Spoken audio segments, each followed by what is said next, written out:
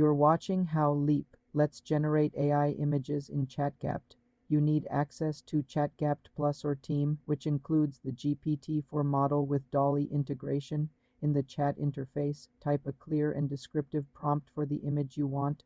For example, generate an image of a futuristic city at sunset or create a picture of a cartoon dog reading a book. Be specific about style, colors, and elements. After sending the prompt, ChatGPT will process it and generate an image directly in the chat. You can click on the image to view it in full size. To download, right-click the image and select Save Image as on a computer, or long press and save on mobile. If you don't see an image, ensure you are using GPT-4 and that the model selector is set to a version that supports image generation. You can ask for revisions by typing, make the image more vibrant, or generate another version with a different style.